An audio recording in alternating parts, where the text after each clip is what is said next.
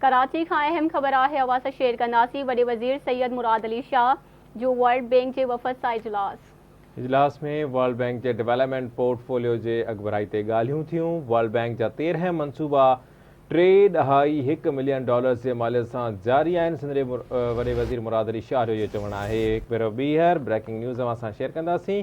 सिंध जे वॾे वज़ीर Murad Ali Shah world bank जे वफ़द सां गॾिजाणी कई आहे। इजलास में वर्ल्ड बैंक के डेवलपमेंट पोर्टफोलियो की अगबराई ते ॻाल्हियूं थियूं।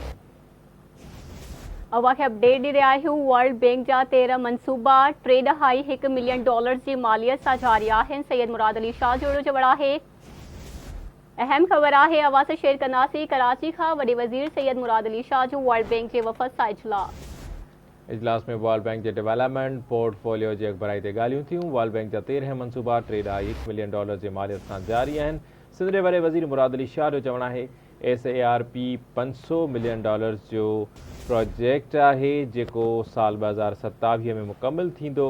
बोर्ड मुतासरन ऐं आपाशी निज़ाम की बहाली जो कम तेज़ीअ सां जारी आहे।